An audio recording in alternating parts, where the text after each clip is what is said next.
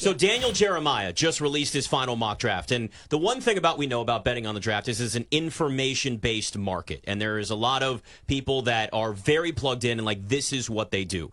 Daniel Jeremiah is one of the guys that when he has a mock draft, you listen, you pay attention. He's getting that information from people on the inside, and when that final mock draft comes out right before the draft, you run and you bet certain spots where you can find that value.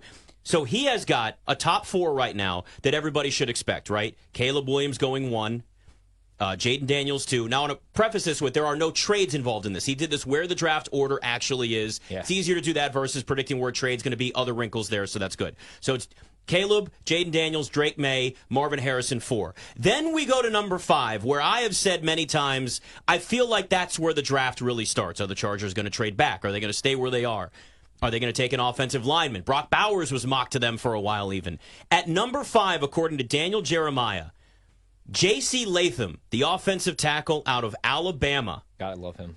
Is going number 5 to the Chargers in his mock draft a night before the draft. That was sitting in one spot here at plus 750. We ran to bet that as soon as we could. It dropped all the way down to plus 250.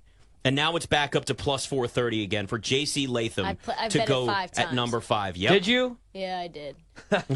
So it's if it funny. Doesn't hit, I'm going to be absolutely effed. Oh, don't do that to yourself. Not like effed, like not that much money, not like crazy, like $150. Nothing crazy. Okay, because all right, I never played any Joe Alt to the Chargers. PJ really liked that one. I have him plus 320. I know Tennessee loves them. Yeah. I don't know that they have to move up to get him. This draft is really tackle top heavy. Like the first 3-4 guys. I like Mims, even though he's only got career college starts. I think he might end up being the best out of all these guys. He just doesn't have the experience. He's a late bloomer. But if you want to tackle, then you got to get it early on. If you're the Chargers, though, man, like you're really going to go into the season, and I know that you have other picks, and I know there's going to be good value. It's a deep wide receiver class, but you're going to pass on Malik Neighbors for a tackle, and you're going to go into a season with Quentin Johnson as your number 1. That's the only thing that does scare me a little bit. There's also a lot of conversation at 10 with the Jets here. I mean, listen, this draft there's going to be a chance for a lot of different trades. There's a chance for teams to get tempted into a flashy pick versus maybe a smarter pick. The question for the Jets kind of seems to be ranging at this point. Offensive lineman or Brock Bowers. And you can make a justification for both. I mean, a team that's in a win-now mode, having Brock Bowers catching footballs from Aaron Rodgers, pretty damn good. Problem is, we know that the offensive line last year was in shambles. This year now it's just old. Tyron Smith hasn't played a full season since 2015. Morgan Moses is 33 and injury prone. I watched him in Washington, loves penalties. So it's not like they went out and upgraded and having a great offensive line. If you were the Jets and you stayed at 10, what direction would you go pick-wise? Brock Bowers. Listen, I think Brock Bowers, long-term, might be one of the best picks of this draft for whoever gets him. Mm-hmm. I am all in on Brock Bowers. I like this kid. He's very George Kittle-esque to me. A little bit of a concern in the run block game. I'm not looking at that. If this team is going to win this year, it's going to be because Aaron Rodgers has one more Aaron Rodgers year in him. And yes, I understand he's coming off of an Achilles injury, but let's be real, that's a freak injury, right? That didn't happen because he was beat up all season. He played 5 frickin' snaps. I don't think that Aaron Rodgers and the way he plays football is necessarily a guy that can't play well behind just about any offensive line because he's an improv guy, because he's a guy that's got to find somebody cross in the middle and throw those passes Aaron Rodgers throws. Brock Bowers is George Kittle volume 2.0 in my opinion. He's not going to have the attitude. He's not going to have the really cool haircut. We're not going to see Brock Bowers showing up at the main event of WrestleMania 41 next year.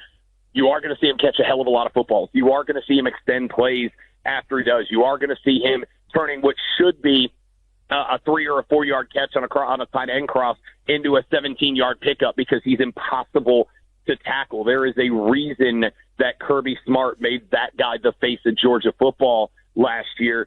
To me, Brock Bowers is going to be one of the highlight picks no matter where he lands, and I just feel like if I am the Jets, I want to give Aaron Rodgers every possible down-the-field weapon that I can come up with, and I think this dude is the next generation at tight end. So, yeah, I want to keep him protected. I'd like to make sure that he has to run as little as possible so that rubber band of an Achilles doesn't pop again 5 snaps into the season.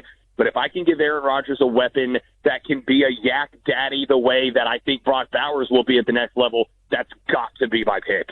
Why not? Let me run this scenario by you, Zach. Why not, if you're going to move up to get an elite wide receiver, say a Rome Odunze or a Malik Neighbors, and then try to take somebody like Michael Penix Jr. in the second round, or maybe sneak up into the late first round to get Michael Penix there.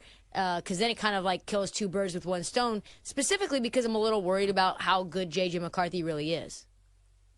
Yeah, and but by the way, that fear of the JJ factor is real if that's the route that they choose to go down. Here's part of the problem: you wouldn't move up for a wide receiver the same way why you wouldn't go to Macy's and get the most expensive coat on the last day before you get paid. Broncos don't have the equity to make these moves. The Broncos don't have a first round or a second round pick. In fact, Broncos have a first round pick for the first time in years. They traded multiple first round picks for Russell Wilson, and people forget they also traded a first round pick for their coach, Sean Payton. Yeah. So you put all this together, I think they need to go bargain shopping. They need to go to Goodwill and find a really nice receiver in the third round and not use picks that they don't have and over leverage their future for a dependent position. By the way, not sure if you guys saw the research done out of Bristol that and looking at hit rates over the last 2 decades with every position picked in the first round, the least hit rate, and the framework for this being defined by players that sign a second contract beyond their rookie contract. The least amount of hit rate, just 27% in the last 20 years, is the wide receiver position. It for whatever reason, it does not translate in the big picture. So I think that they need to be wise here, trust their evaluation. I mean, there's going to be receivers throughout this draft.